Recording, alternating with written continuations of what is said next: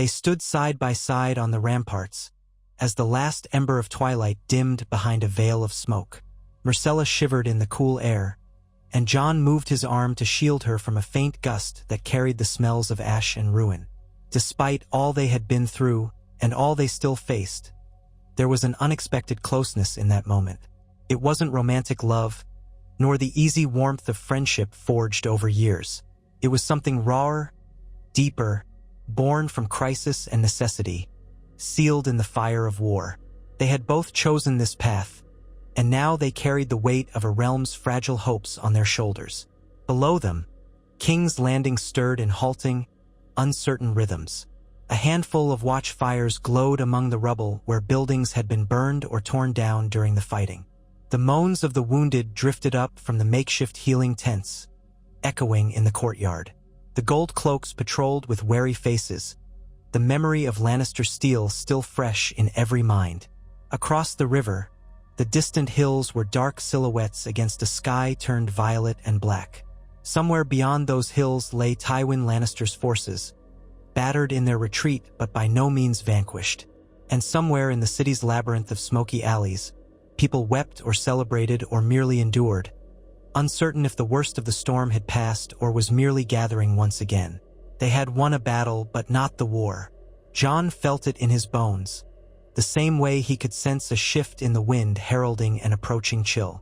Still, for this one quiet moment, they let themselves breathe. Myrcella's gaze drifted across the city, a kingdom she had not sought to inherit, but which she now ruled as queen. "We survived," she whispered at last, as though reluctant to break the hush. So many did not. Jon's eyes flicked to her. In the torchlight, she looked older than her years, with shadows under her eyes and weariness etched into her features. "We will honor them," he said quietly, "and we'll try to ensure their sacrifice wasn't in vain." She nodded. "We must. But how?" She exhaled, voice trembling with doubt. "All I ever wanted was for Joffrey to be a kinder brother, for Tommen to grow up safe, for Mother to smile without secrets behind her eyes, and now everything has changed. I wear a crown, and I fear that every decision I make could condemn thousands more to die." Jon could find no easy comfort to offer. "Power is a heavy burden," he said, echoing something Master Aemon had once told him at Castle Black. "It's not meant to be worn lightly. That's why so many cling to it once they have it. They fear that giving it up means losing their grip on everything." She leaned her head against the cold stone battlement and shut her eyes. "Jon, I'm tired," she admitted, sounding for a moment like the young girl she still was. "This is all so heavy." He laid a hand gently atop hers. "I know," he said, voice quiet, "but we'll carry it together for as long as we can." Her hand closed on his. They lingered another moment, listening to the distant hush of the wind and the faint crackle of fires that needed tending. Eventually, they withdrew from the ramparts to tend to the obligations that awaited them, leaving behind the flickering torches and descending into the labyrinth of corridors that made up the Red Keep. In the morning, the city woke to a grim count of the dead. The outer wards were choked with rubble. At least a dozen buildings had collapsed or burned. The number of wounded was higher than any single-day King's Landing had seen since the last major siege, and the city's resources were already strained. Myrcella commanded that every sept within the city open its halls to serve as infirmaries. She sent knights with wagons around the streets to gather the wounded, ensuring that no one was left to languish in the gutters. Though some among her council complained that the crown should focus first on securing the keep and mustering an army, she refused to abandon the small folk. "They have seen too much cruelty," she told those who pressed her. "If we abandon them now, how are we any better than the rule we overthrew?" Jon supported her stance, helping to organize supply lines from the Red Keep stores. It was not enough, of course. The city had never fully recovered from the war's earlier ravages under Joffrey, and Tywin's assault had worsened everything. Yet Myrcella persisted, determined to salvage what she could. She walked the wards herself, wrapped in a plain cloak to ward off the chill, offering words of solace to the injured. A queen with tears in her eyes was something many had never thought to see. Some whispered, in reverent tones, that perhaps they had finally found a ruler who cared. But not all were so easily swayed. Myrcella's fragile rule rested on uncertain alliances. The Red Keep was guarded by those sworn to her cause, knights from the Reach and the Stormlands and Crownlands lords who had turned against Joffrey.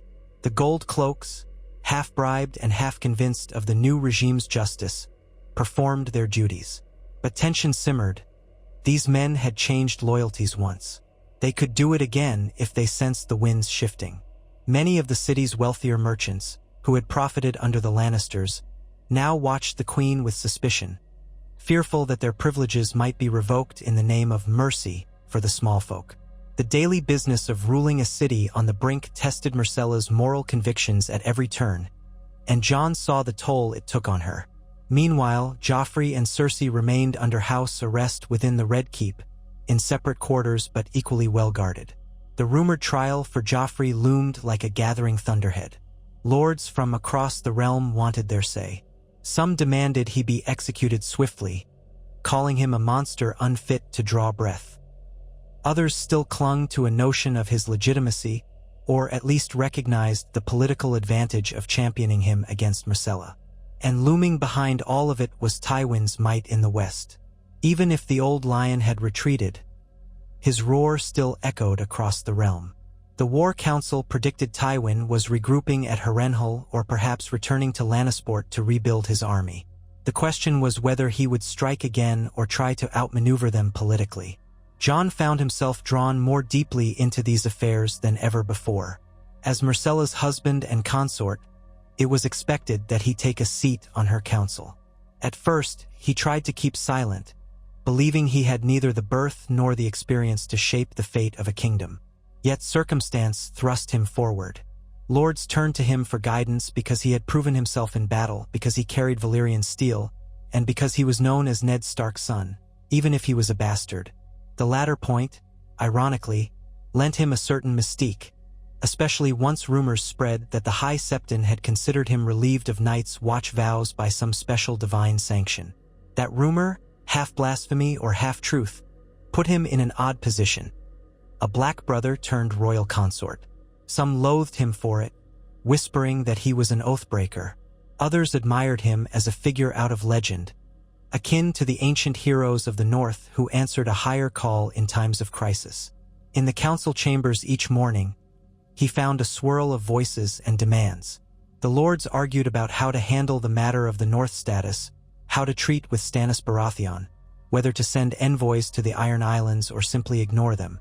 Myrcella sat at the head of the table, pale but resolute. Lord Mathis Rowan argued that they must swiftly enforce Myrcella's claim by sending forces into the Westerlands to keep Tywin pinned down.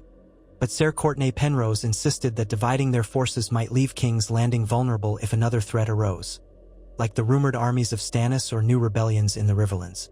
Meanwhile, the High Septon's representative on the council, Septa Lyanna, softly urged them all to consider the moral repercussions of every decision, which usually earned her exasperated stares from practical-minded knights.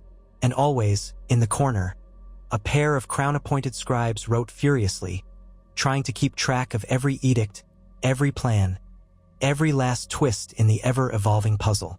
Jon often exchanged glances with Myrcella across the table. More and more, the two of them realized that while the lords around them bickered, they, young and inexperienced, were expected to shape the outcome. Sometimes Jon would see Myrcella pale at the weight of a new proposition, like pressing for Joffrey's immediate execution to satisfy the North's calls for justice, and he would speak up to buy her time, or to gently steer the argument toward a less drastic course.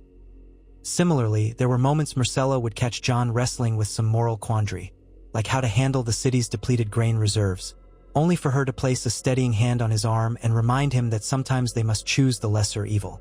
In these days of uncertain governance, one of the most persistent thorns was the matter of Cersei Lannister.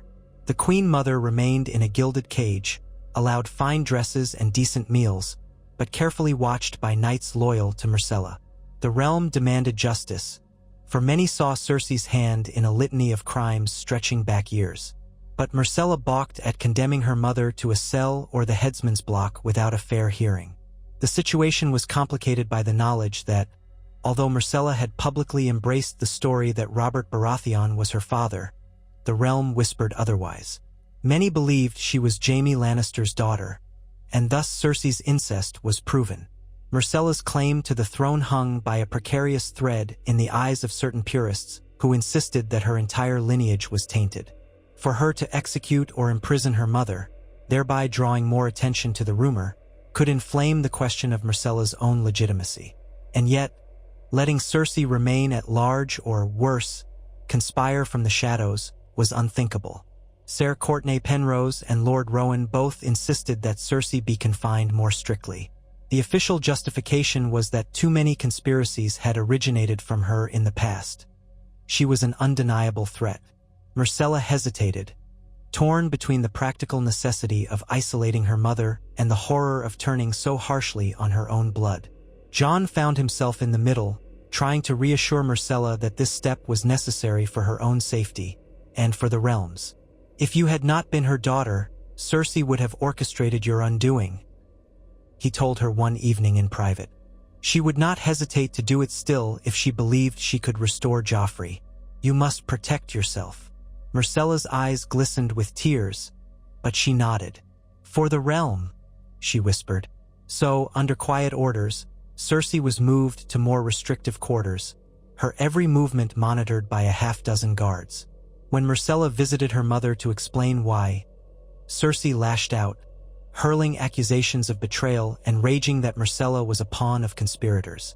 The scene left Myrcella trembling and pale for hours afterward, tears locked behind her eyes. In the aftermath, the council resolved to bring Joffrey to public trial within a moon's turn. The formal charges were manifold: the murder of Eddard Stark, the torture and abuse of Sansa Stark, the cruelty inflicted on small folk, the multiple acts of tyranny, the alleged murder of other nobles who had displeased him, and so forth. The trial would be presided over by Myrcella, with a panel of High Lords invited to witness, and the High Septon or his representative present to ensure justice was done. Everyone agreed the spectacle would help solidify Myrcella's position. If the realm witnessed a thorough, measured trial, they might accept that Myrcella was no mere usurper but a queen genuinely seeking justice. Jon had his doubts. Joffrey's trial risked inflaming Tywin's supporters. It also risked exposing Myrcella's own tenuous claim if some question of parentage was raised. But Myrcella was resolute. He must be judged, she insisted. Too many have suffered. To execute him in secret would be no better than the way he executed others. And so preparations began. Ravens flew across the realm, calling for lords to attend the trial if they wished to bear witness. Some responded with polite refusals, claiming distance or pressing matters of war. Others, intrigued by the possibility that Joffrey might face a reckoning, promised to come. The city braced for another influx of highborn visitors. A few, particularly from the Reach, arrived early, hoping to secure favorable positions at court. Myrcella welcomed them with caution, mindful that every new alliance could be a double-edged sword. Meanwhile, the delicate peace with Robb Stark held, but only barely. Robb's victory on the battlefield had prevented Tywin from retaking King's Landing. But that did not mean the king in the north was about to bend the knee to Myrcella. He had parted from the Iron Throne after Ned Stark's execution, and his men had bled in the war that followed. Now, from his seat of power in the Riverlands, where he had formed strong ties with the Tullis, Robb pressed for Joffrey's punishment and for formal recognition of northern independence. Myrcella, desperate to avoid another war, told Jon that she might have no choice but to grant the North some form of autonomy. I would rather see the North at peace and allied with us than spill more blood for a fleeting hope that they'll bend the knee, she said. But many of my lords believe the North should remain under the crown. They claim it's an affront to our authority to let Robb Stark go unchallenged. Jon, for his part, felt torn. He remembered the love he bore for Winterfell, the sense of loyalty he felt to his half-siblings, even if it had been complicated by his bastardy. Now he was Myrcella's consort, expected to represent the crown's interests, yet his heart still stirred at the notion that the North might be free of southern entanglements. He shared his conflicted feelings privately with Myrcella. She listened, her brow knitted, and admitted she too felt the tug of multiple loyalties. I was born in the capital, but I've always imagined the North as a distant, mysterious land, she said. If letting them go their own way keeps the peace, perhaps it is worth the price. A tired sigh left her. But I'll wait until after the trial to decide. We have enough on our plate without adding another storm. In the hush of early dawn, the day before Joffrey's trial, Myrcella found Jon in the courtyard, where he practiced sword forms with a few knights who had become his comrades. The air still carried the crispness of night. Torches guttered in their sconces, leaving the pale sky overhead to lighten slowly. Myrcella approached quietly, flanked only by a single lady-in-waiting. Jon, shirt damp with sweat, sheathed Longclaw as she neared. The knights bowed or inclined their heads to the queen. "Jon," Myrcella said, her tone grave, "I'd like a word." They retreated to a corner of the courtyard, near a fountain that trickled water over carved stone. Myrcella's eyes were shadowed. "I've received a raven," she said. "Tywin has been sighted at Harrenhal." Jon's pulse quickened at the name. Harrenhal, the ruin that had hosted so many strange turns of fortune in recent years, was now apparently in Lannister hands once more. "Has he gathered new forces?" She nodded. "It seems so. We hear that he called his bannermen from the Westerlands, reinforced by Sellsword companies. My lord suspect he's making a new plan for King's Landing, or at least waiting for the right moment to strike. We've also had word that some lords from the Riverlands are wavering, possibly ready to swear fealty to him if it means an end to the fighting." "That could be trouble," Jon murmured. "He might try to disrupt the trial or rescue Joffrey outright, or use him as a rallying point." Myrcella's lips tightened. "Yes, many still believe that Joffrey is the rightful heir, no matter his cruelty. They see me as the rebellious daughter who usurped him. If Tywin can sway enough lords, he might drag the realm into another full-scale war." Her shoulders sagged. "I keep thinking we can't afford more slaughter, but it's not up to me alone.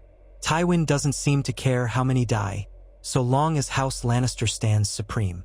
Jon reached out and touched her arm lightly. "If we hold this trial publicly, if the realm sees the proof of Joffrey's crimes, perhaps fewer lords will rally to Tywin's banner. They might think twice before supporting such a king." She tried to smile but managed only a flicker. "I pray you're right. Tomorrow will decide much. Will you stand with me as I preside?" Jon looked at her with quiet resolve. "I will." That day and night, the Red Keep buzzed with preparation. Workmen erected a broad wooden dais in the throne room, just beneath the Iron Throne itself, where Myrcella would sit, flanked by the High Septon's delegate. Rows of benches were arranged for the lords who would witness, as well as for the small folk given permission to enter and see justice done. Dozens of torches and candelabras were positioned to ensure the space was well lit, and new rushes were strewn on the floor. The hush of anticipation spread through the corridors as the hour drew near. Joffrey, sullen and unpredictable, was kept under heavy guard. For days he had raged against his confinement, hurling threats at servants and refusing to eat unless certain delicacies were provided. He still believed the throne belonged to him. He refused to believe that he would be judged like a common criminal, and guards reported that he insisted to them that his grandfather Tywin would soon arrive to restore him to glory. On the morning of the trial, King's Landing woke in a tense hush. The sky was overcast, threatening a drizzle. The streets near the Red Keep were lined with city watch, ensuring no mobs formed outside. Highborn lords filed into the keep's grand gates, cloaks dragging on the cobblestones, their retinues left behind to wait. The small folk who had been granted entry squeezed into the throne room's gallery, pressing for vantage points, muttering among themselves about the spectacle they were about to witness. Jon dressed in dark finery, black breeches, a doublet trimmed with gold thread, bearing the sigil that Myrcella had granted him. A direwolf's head and a stag crowned, entwined together on a half-cloak. He felt acutely aware of Longclaw's weight at his hip, a reminder that he was more soldier than courtier. Myrcella wore a gown of deep Baratheon green, embroidered with golden thread at the sleeves and collar. A small circlet of gold sat in her hair, which had been pulled back to reveal her face. She looked pale but resolute, and Jon could see her swallowing repeatedly, as though steadying her nerves. They walked together into the throne room, preceded by heralds, followed by knights and ladies. The gathered audience rose at the sight of their queen. Ser Courtenay Penrose announced in a loud, clear voice, "Her Grace Myrcella of House Baratheon, first of her name, Queen of the Undulls and the Royner and the First Men, Protector of the Realm." Accompanied by her royal consort, Jon Snow, they ascended the dais. Myrcella took her seat on a carved wooden chair just below the Iron Throne. A smaller chair for Jon stood beside hers. On the opposite side, the High Septon's delegate, Septa Lyanna, settled on a cushioned stool, her expression serene but vigilant. A hush fell over the hall, broken only by the rustle of cloaks and the shuffle of boots. Myrcella inhaled slowly, then nodded to Ser Courtenay. He banged the butt of his spear on the floor. "Bring forth the accused," he called. 2 columns of gold cloaks marched in, bearing spears. Between them, Joffrey Baratheon walked, wrists chained before him. He wore no finery, only a rough tunic and breeches. His golden hair was unkempt, and the fierce contempt in his eyes blazed brighter than any crown could. As he passed the crowd, some jeered or spat curses under their breath. Yet there was also a pocket of uneasy silence, as if a few present still feared him or wondered if he might yet be restored. Joffrey's lips twitched at every sound, but he marched on, chin lifted in a parody of regality. He halted before the dais, glaring up at Myrcella. "Sister," he hissed, "you have no right." Myrcella swallowed. "Be silent until you are addressed," she said in a clear, if trembling voice. Joffrey bared his teeth in what might have been a grin or a snarl. "I'll see you flayed for this. Grandfather will." A gold cloak struck him behind the knees with a staff, forcing him to kneel. Joffrey yelped, and a ripple of shock ran through the hall. Myrcella winced, as though pained by the sight, but made no move to stop it. The hush redoubled. When Joffrey had stilled, Ser Courtenay began reading the charges in a firm voice that carried across the throne room. "Joffrey of House Baratheon, you stand accused of high treason against the realm, the murder of Eddard Stark, the unjust executions of innocents, the use of torture against wards of the crown, and the reckless endangerment of the people of King's Landing through tyranny and cruelty. You are also accused of countless lesser crimes, including the wrongful imprisonment of loyal servants of the crown, the ordering of brutes to carry out your personal vendettas, and the wanton infliction of suffering. On this day, under the eyes of the gods and men, you shall answer for these deeds." Joffrey snarled, "I am the king, you fool. You can't accuse me of treason against myself." Myrcella spoke, her voice steadier now. "You are not king.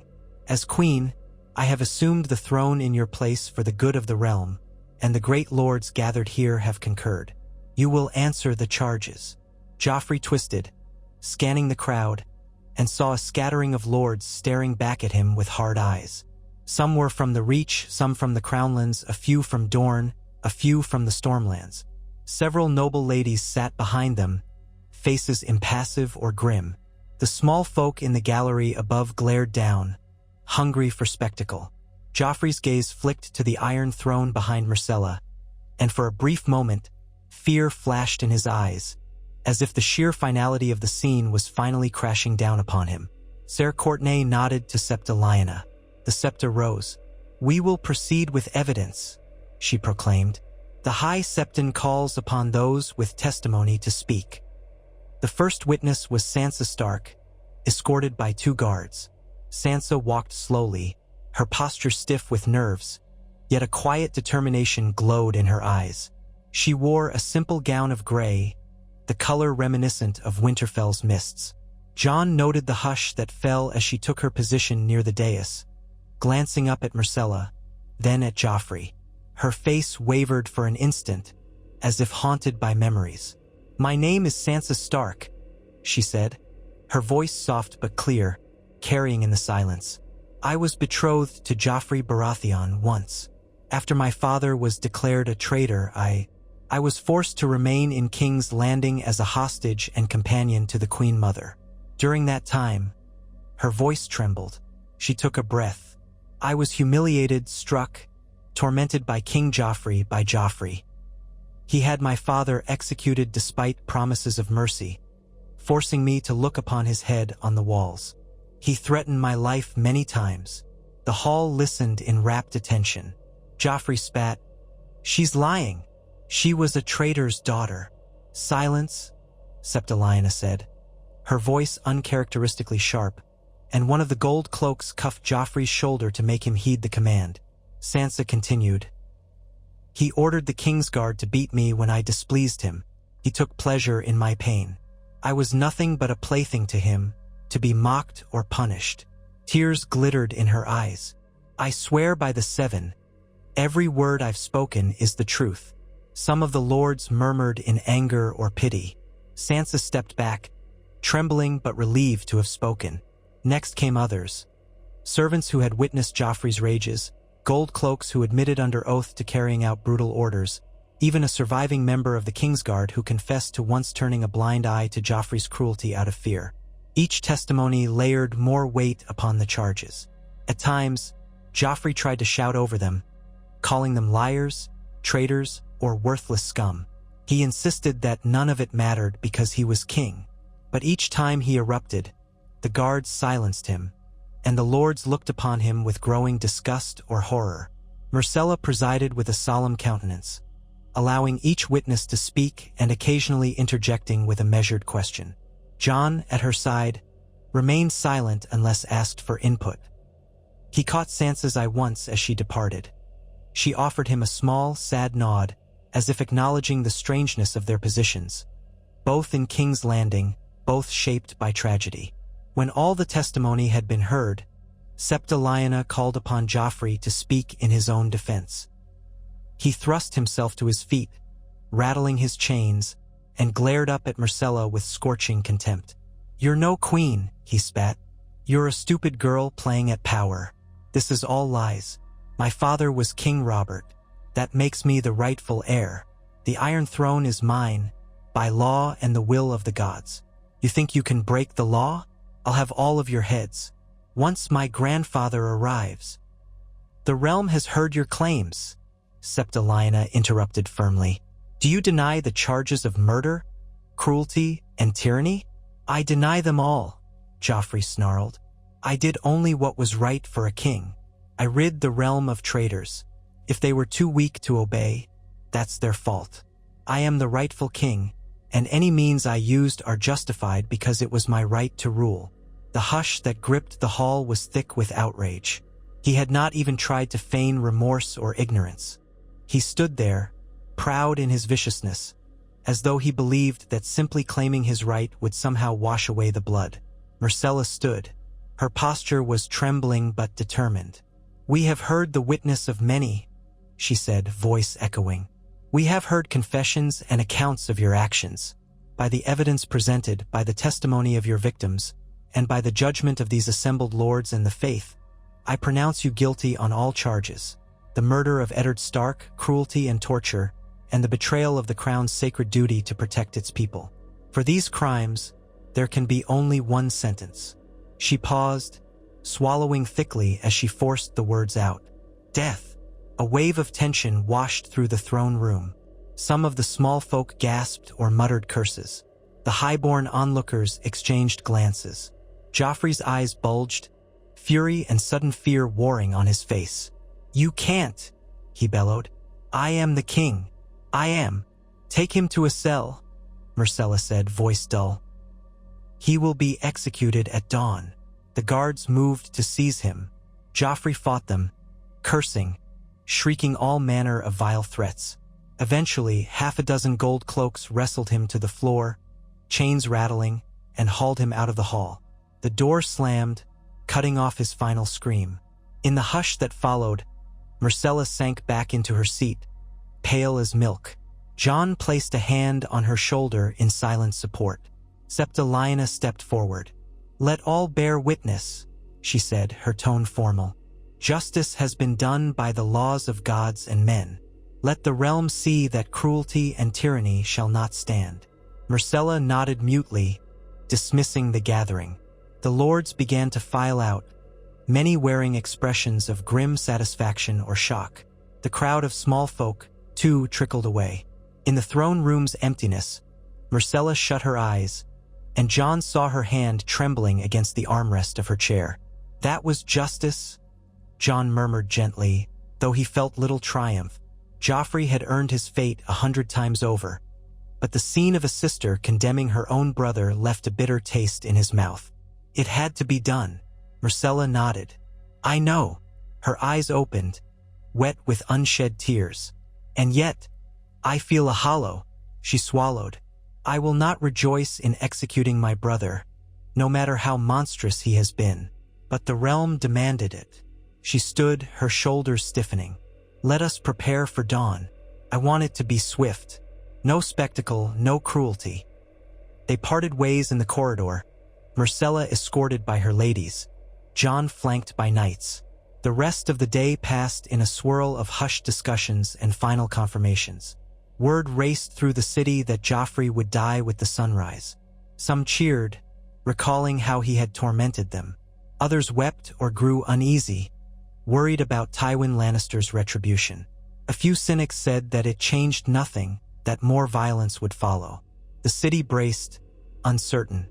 That evening, Myrcella insisted on meeting privately with Joffrey one last time.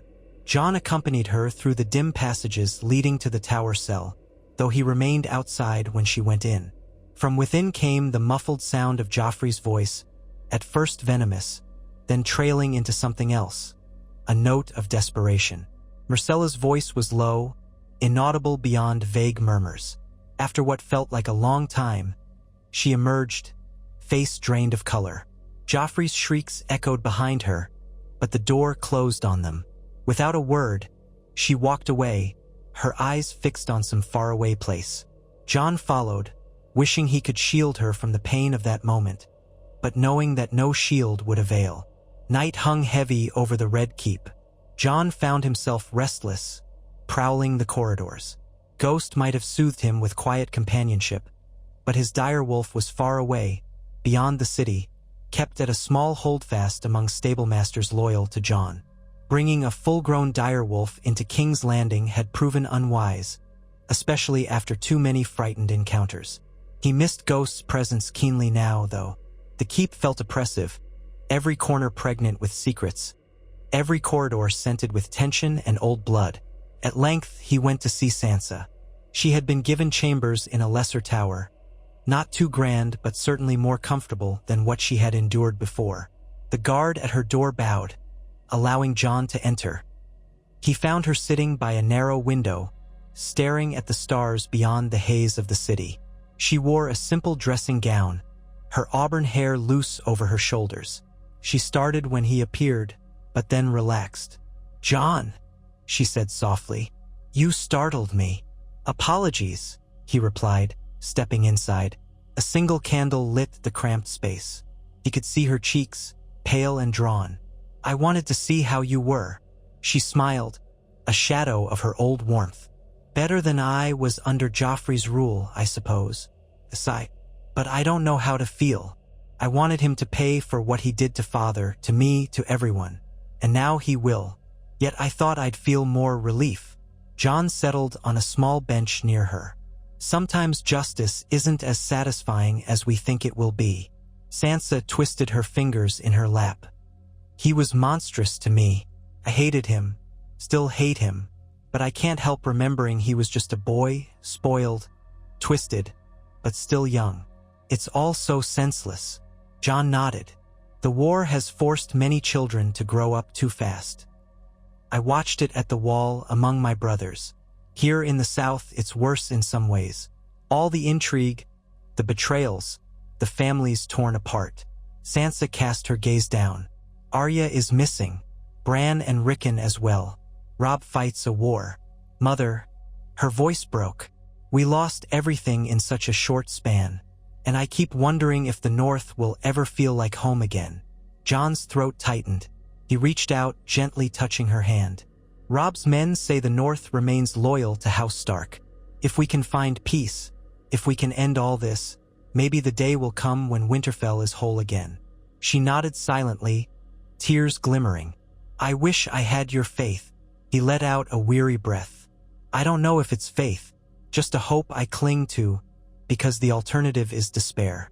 For a long moment, they sat in silence, sharing the quiet ache of loss. Then Sansa squeezed his hand. "You've become so different, Jon," she said, eyes searching his face. "But somehow still the same, more sure of yourself. Is that because of the wall? Or because of all that's happened since?" He thought of the vow he had once taken, the black cloak on his shoulders, the chill wind across the wall's heights, the oath that had once defined his life. "Both," he said at last. "I've seen things I never thought I would. I've learned that vows can be tested, that honor sometimes demands we choose the path we never expected. And I've seen how fragile the realm truly is." She nodded. "Thank you for standing up there today, letting me speak. It meant something to have a familiar face there, one that wasn't full of scorn or pity." Jon managed a small smile. "You're my sister, Sansa, no matter what else changes." She returned his smile, albeit faintly. "Thank you," she whispered. "Thank you." They parted soon after, leaving Sansa to her thoughts. Jon roamed the keep's corridors again until he found himself at Myrcella's door, unsure whether to knock. After a moment's hesitation, he rapped lightly. One of her ladies opened, recognized him, and gave a curtsy before slipping away to announce him. He entered the solar to find Myrcella sitting near a dying fire, her face turned toward the flickering embers. She wore a simple nightdress, a heavy robe draped over her shoulders for warmth. Her hair was unbound. She looked up at him with an expression of exhaustion that reached deep into her soul. "I heard you pacing," she murmured, trying for a small smile. "Did you find any peace?" Jon shook his head. "Not really. I visited Sansa. I was worried about her." Myrcella nodded, her gaze returning to the low flames. "I was thinking about my mother, about what she'd say if she could see me now." She let out a hollow laugh. "She'd probably call me a fool. She always said a queen must be strong, ruthless even, to survive. Sometimes I wonder if I'm too soft." Jon hesitated, then moved closer. "I think you have a different kind of strength." She stared at the fire, the flames reflecting in her green eyes. "When dawn comes, Joffrey will die," she said quietly. "It will be on my orders. I keep telling myself it's justice, that the realm needs this, but part of me still hears him screaming at me not to do it. I can't pretend it doesn't hurt." She turned to look at Jon, tears brimming. "I wish it didn't. A better queen would be unaffected." Jon crouched beside her chair, resting a hand gently on her knee. "No," he said. "A better queen would mourn the tragedy of it, because no matter how monstrous Joffrey became, he was once a child, your brother. Feeling pain doesn't mean you lack strength, Myrcella. It means you still have compassion." Her tears slipped free. She looked away, as though ashamed, and exhaled a trembling breath. "Stay," she murmured. "I know we're not that kind of husband and wife. Not yet, maybe never. But I don't want to be alone tonight." Jon considered the request, searching her face. He saw only raw vulnerability, no hidden motives. Slowly, he nodded. "All right." He rose and moved to stand behind her chair. She laid her hand over his, drawing comfort from the contact. They stayed that way for a long while until exhaustion pulled at them both. Myrcella's ladies discreetly prepared a second bed for Jon in the adjoining chamber. When at last Myrcella left for her own bed, she paused, hesitated as if tempted to say something more, but then quietly withdrew. Jon lay awake in the bed provided, listening to the muffled hush of the red keep at night. Outside, a faint drizzle pattered against the stone walls, as though the sky itself was weeping at what would happen at dawn. He remembered the times he had stood on the wall, watching the sun rise over endless snow and ice, thinking he understood what duty meant. Life had carried him far from that vantage, but he realized the duty remained, to do what he believed right, no matter how painful. The dawn arrived, gray and cold, with the drizzle lingering. The yard where the execution would take place was small and walled, within the red keep itself. Myrcella chose it deliberately, forbidding crowds of onlookers. Only a select handful of lords, knights, and officials would stand witness. She wanted no spectacle, no cheering throngs. Joffrey would die as he had lived, in the presence of those with power, those he had tormented, and those who had served him. The air was clammy as Jon joined Myrcella at the courtyard's edge. She wore a plain black cloak over a dark green gown, her gold circlet absent. Her hair was damp from the drizzle, yet she stood straight. Sansa stood nearby, pale and silent. Ser Courtenay Penrose, Lord Rowan, and a few others from the council formed a small knot of watchers. Soldiers ringed the courtyard. A headsman in a black hood stood by the block, sword in hand. The dampness glistened on the steel. Joffrey was led in, hands bound behind him, wearing a simple shirt and breeches. The rain matted his hair to his scalp. He looked thinner after days in a cell, yet the fury in his eyes burned as bright as ever. As soon as he saw Myrcella, he began cursing, roaring at her to release him, to face him. The guards forced him to his knees. He struggled to stand, to lunge, but their combined strength kept him down. Myrcella took a shaky breath. "Joffrey Baratheon," she said, voice carrying in the wet hush. "You have been found guilty of murder, tyranny, and treason against the realm. You are sentenced to die." Joffrey spat at the ground. "You'll regret this," he snarled. "Do you hear me? Grandfather will burn this city to ashes. You'll scream for mercy, you." The headsman stepped forward. A guard pushed Joffrey's head down to rest on the block. He resisted, thrashing, but they pinned him. Rain trickled down his cheeks like tears. Jon watched, stomach churning, as the headsman lifted the sword. He glanced at Myrcella, who stood rigid, tears streaking her face. He saw her lips move in a silent prayer or apology. He couldn't be sure. The sword fell. It was swift and clean. Joffrey's head toppled to the wet ground, blood mingling with the rain. A hush swallowed the courtyard as the body slumped. Some of those present closed their eyes or grimaced. Sansa turned away, her lips quivering. Myrcella stood motionless, eyes locked on the still form, face stricken as though a final anchor to her childhood had been severed in one brutal stroke. Gradually, the watchers exhaled. A sense of finality settled over them like a cold mist. The Monster King was dead. Justice, or something akin to it, had been served. Jon looked at Myrcella. She swayed slightly. He moved closer, offering his arm. She took it, leaning on him for a moment before recovering her composure. Burn his body with the proper rites," she ordered quietly. "He was still of royal blood. Then bury his ashes in the royal crypt." Her voice faltered, but she forced herself to continue. "He was my brother. Let him rest in peace now, if the gods grant such mercy." The command carried, and a pair of guards stepped forward to deal with the remains. Myrcella turned away, gripping Jon's arm tightly. The courtyard emptied in solemn silence, leaving behind only the rain and the memory of what had been done. In the days that followed, the realm reacted to the news in myriad ways. Some corners of King's Landing heaved a sigh of relief, especially those who had suffered under Joffrey's cruelty. Others whispered darkly of Tywin Lannister's inevitable vengeance. As for the High Lords, some wrote to Myrcella praising her courage and sense of justice, offering renewed fealty. Others denounced her as a kinslayer, especially those loyal to House Lannister in the West.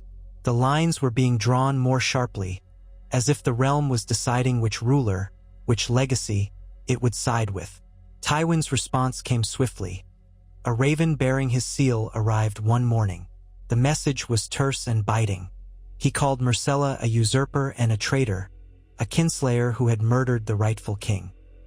He declared that House Lannister would never bow to her, and that the Westerlands would close its borders to any loyal to her cause. If she wished to avoid a protracted war, she would release Cersei, restore her mother's titles and freedoms, and name Tywin Hand of the king or queen to rule on her behalf. If she refused, he threatened to unite with any house or claimant who might oppose her. He hinted at forming an alliance with Stannis or even inviting the Ironborn to join him in weakening the crown from both sea and land. Myrcella crumpled the parchment in her hands, face cold with a fury and sorrow that simmered together. He doesn't even mention Joffrey by name, she said, voice trembling with anger. Not once, as if my brother never existed. Jon read the letter over her shoulder, feeling his own rage kindling. It's all a play for power, he said. Tywin sees you as an obstacle. If he can't place Joffrey on the throne, he'll either wrest it from you himself or tear the realm apart trying. She let out a shaky breath, passing a hand over her brow. It never ends, does it? A wry, humorless smile crossed her lips. I have a realm to hold, a mother to manage, a relentless grandfather to the west, and now lords from every corner watch to see if I falter. And winter is coming too. Sometimes I feel hopeless. Jon cupped her face gently, surprising even himself with the gesture. You are not alone, he said, voice quiet. We'll face him together. The realm has lost too many to endless war. If Tywin wants more blood, we'll do our best to prevent it. But if we must fight, we'll fight. She leaned into his hand for a moment, a fleeting intimacy. Then she drew back, composed herself. We'll call a council tonight, she said firmly. We must decide how to respond to Tywin's demands, and we must address the matter of the North. Robb Stark won't wait forever for an answer regarding his independence. So the council was called, an urgent gathering in the Red Keep's private chambers. Myrcella sat at the head of the table, Jon beside her. Lord Rowan, Ser Courtenay Penrose, the High Septon's delegate, and a handful of other lords and ladies with influence in the city ringed the table. They debated late into the night. Some insisted they must treat with Tywin to avoid further bloodshed, perhaps granting him a role on the council or turning a blind eye to certain Lannister ambitions in exchange for peace. Others countered that Tywin would never be satisfied with half measures, that if they let him inside the gates, he'd soon control everything. Myrcella listened to each argument, her expression drawn. What of my mother? She finally asked, rubbing her temples. He demands her release and restoration. If I do that, she'll surely conspire against me. But if I refuse, Tywin will label me an unnatural daughter who imprisons her own mother. Lord Rowan spoke with a heavy sigh. Cersei is a known schemer. If you let her roam free, she could become a rallying figure for Lannister loyalists. But keeping her locked away casts a shadow on your own rule. No easy choice. A furious sense of déjà vu washed over Jon. How many times had they circled this same dilemma? The realm always found new ways to rip itself apart. He rested a hand on the table. We might consider exile, he said. Send her away from the capital, to some far corner where she can't do harm. Perhaps we can promise Tywin that she'll be well treated, but not permitted to approach the seat of power. That might placate him. Ser Courtenay snorted. Tywin Lannister is not a man easily placated. He'll see it as a slight, that his daughter is banished. But maybe it's less of an insult than keeping her in chains. Myrcella stared at the table, brow furrowed. We'll table that decision for the moment, she said. What of a direct approach to the Westerlands? Could we send an envoy with a settlement offer? Lord Rowan shrugged. We tried once. Tywin's reply was swords. Perhaps if you name him Warden of the West again, reaffirm House Lannister's privileges, he might be willing to negotiate. But the demands in his letter, he wants more. He wants to rule you, not serve you. A cold heaviness settled over the room. The next hours brought little clarity. Tensions ran high, arguments flared. Myrcella rubbed her temples in exhaustion. Jon offered as many suggestions as he could, but each path seemed fraught with peril. At last, near midnight, they adjourned with no firm resolution. The realm was perched on a knife's edge, and they all felt it. In the coming days, ravens flew out to Tywin in Harrenhal, bearing letters of cautious compromise. Meanwhile, Myrcella arranged for Cersei to be moved to more comfortable quarters but kept within the Red Keep. The Queen Mother was livid, seeing it as a half measure, but her fury fell on deaf ears.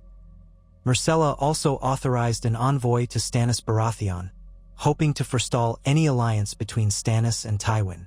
She offered Stannis certain concessions, perhaps a seat on her council or acknowledgement of his role in shaping the realm's defense if the White Walkers ever threatened from the north. None knew if Stannis would accept, though. He was notoriously rigid in his views, insisting he was the rightful king by law. Yet rumors said his power had waned, that half his men had deserted or died in fruitless campaigns. Perhaps that would make him more amenable to negotiation, or perhaps it would only harden him further. All the while, the aftershocks of Joffrey's execution reverberated. Some petty lords who had once sworn to the Iron Throne proclaimed neutrality or even declared for Tywin, believing that a queen who executed her own brother could not be trusted. Others who had feared Joffrey's wrath now rallied to Myrcella, praising her as the realm's savior from tyranny. The small folk, for the most part, carried on, more concerned with surviving the approaching winter and feeding their families than the intricacies of court politics. Yet in taverns and markets, folk whispered that the new queen might be kinder, that she had done what needed doing. Every day's rumor churned new possibilities.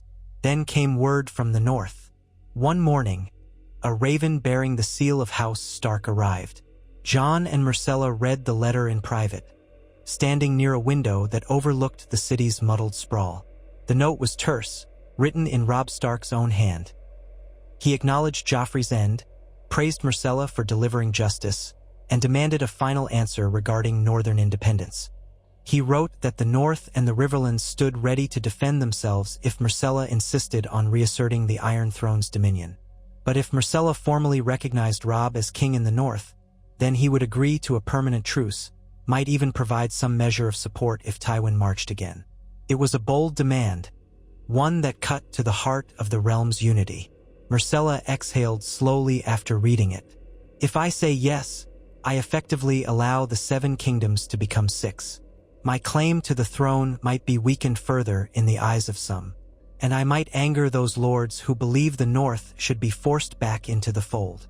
Jon studied her expression. But if you refuse, Robb will remain separate anyway or fight to do so, and we need all the allies we can muster if Tywin strikes. Could we afford a war with the North on top of everything else? She pressed her lips together, eyes troubled. No, we cannot. If the North insists on going its own way, we might have to accept it. But it sets a dangerous precedent. Dorne might decide they want independence. The Iron Islands might tear themselves away. Then the realm would fracture into pieces. Jon understood. He felt a twist of conflicting loyalties within himself. A part of him longed for the North to be free, especially under Robb's banner. Another part of him worried about the fracturing of Westeros when the real threat beyond the wall might come someday soon.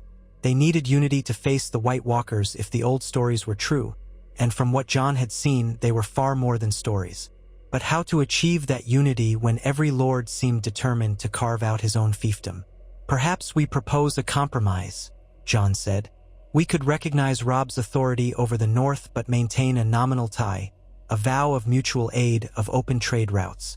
So the North is effectively independent, but it retains some form of alliance with the Iron Throne. It might satisfy both sides enough to keep the realm from fracturing further. Myrcella's brows lifted in cautious hope. Yes, she said slowly, a confederation of sorts. The North remains under King Robb, but we hold a formal treaty that ensures we stand together against outside threats. Perhaps we can ease the Southern Lord's fears by framing it as a necessary arrangement to preserve the entire realm from the dangers beyond the wall. Jon nodded. The White Walkers are not a myth. I know this in my bones. We may all need each other before this is over. And so, with some trepidation, Myrcella penned a response to Robb Stark, proposing just such a compromise. She offered to recognize his title as king in the North so long as he acknowledged her rule in the South and agreed to joint defense and open trade. She would not demand taxes or fealty from the North, but if any external threat arose from beyond the seas or beyond the wall, they would stand as allies, not enemies. She closed with a plea for peace, reminding him that winter would soon test them all. As the messenger ravens took flight northward, Jon and Myrcella waited. Days stretched into a fortnight, each dawn bringing new rumors and new tensions. Tywin remained at Harrenhal, silent for the moment, but that silence was ominous. Envoys returned from Dragonstone, bearing only cryptic messages from Stannis that he would hear Myrcella's offers but trusted only in the Lord of Light's judgment. The seeds of further conflict were everywhere, and Myrcella did her best to tend them with caution and a desire for stability. In the midst of these swirling uncertainties, something unexpected came. An answer from the north, carried by a raven with the direwolf seal. It was shorter than Myrcella's letter, but it conveyed Robb's acceptance of the proposed terms. He would declare the north a separate kingdom, with him as king in the north, while recognizing Myrcella's dominion over the southern lands. He pledged mutual defense against any foreign threat and open trade. The letter's tone was reserved but respectful. It ended with a note of personal greeting to Jon, calling him my brother in all but name, and wishing him well. It stirred a pang in Jon's heart. Myrcella read the letter in the council chamber, the tension palpable as she shared the news. Some of the lords bristled. "The realm has never been sundered so," muttered an older knight. "It sets a dangerous precedent. Next Dorne or the Iron Islands will claim independence." Others, like Lord Rowan, shrugged.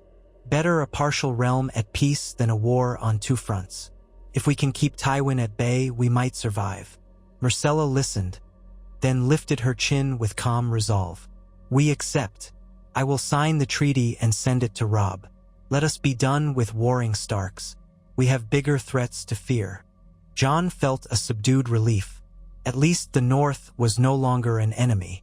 It might remain uneasy, but it was a step toward preventing further bloodshed. Yet as the days rolled on, the underlying tension in King's Landing did not ease. The streets hummed with rumors of Lannister agents lurking, or of a second assault from Harrenhal. Myrcella's supporters urged her to bolster the city's fortifications, to raise more levies from the Crownlands.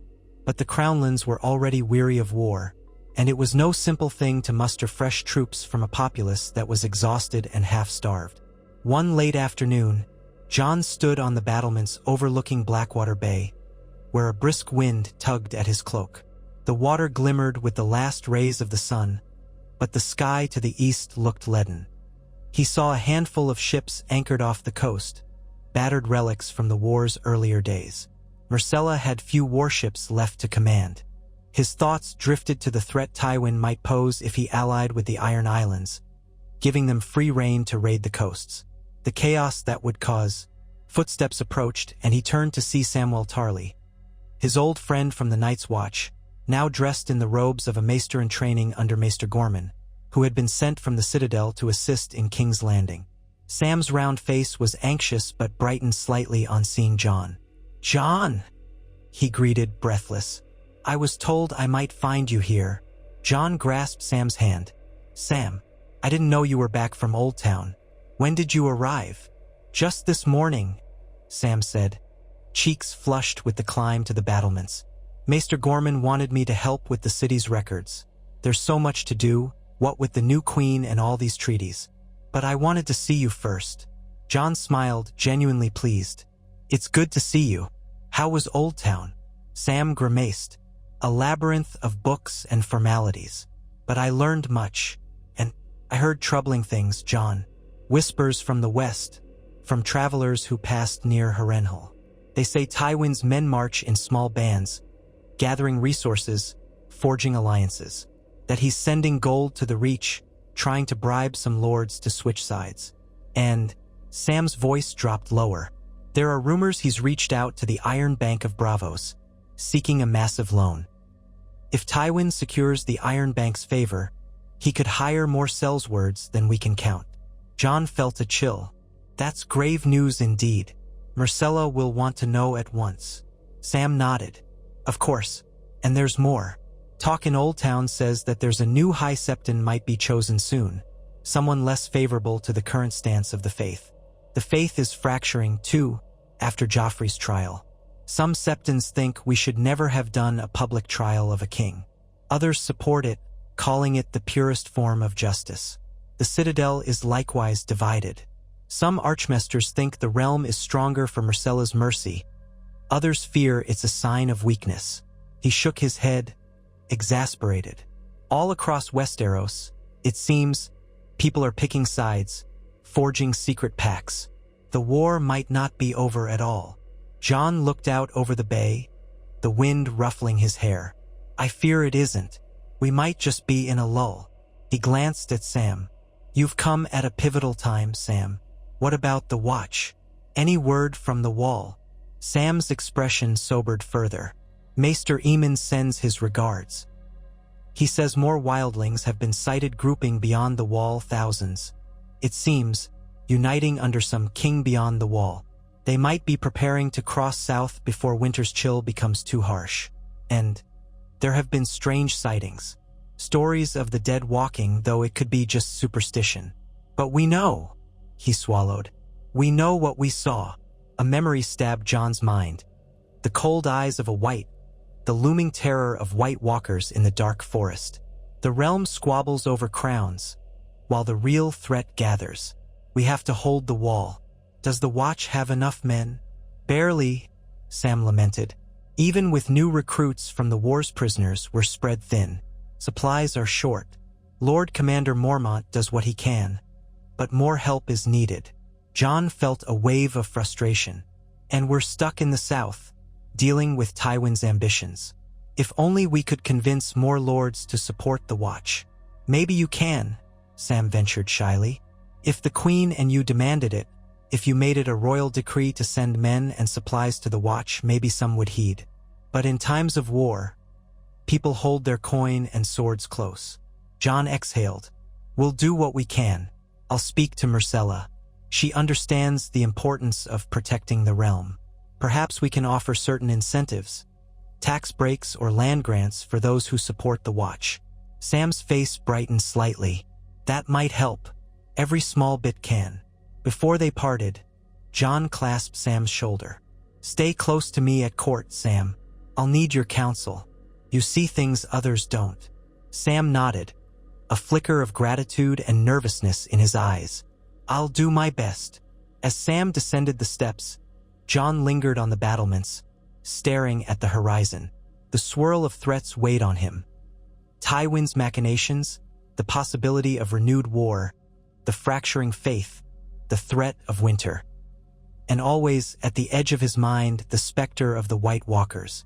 They were the true enemy, as ancient as the long night, and the realm was too busy squabbling over crowns to notice. He thought of Myrcella. She was trying her best to be a good queen, to bring reason and compassion to a realm accustomed to ruthlessness. But would that be enough? The Game of Thrones had devoured countless honorable souls. Jon remembered how his father, Eddard Stark, had come to King's Landing with a sense of justice, only to lose his head. Now Jon stood in a place of power, albeit precarious, at Myrcella's side. Could they navigate these treacherous waters without succumbing to the same fate? He closed his eyes, letting the wind tug at his cloak. A memory of the cold emptiness beyond the wall flickered through him, reminding him that winter was merciless. The realm needed unity. It needed a leadership that could put aside petty ambitions to face the real threat.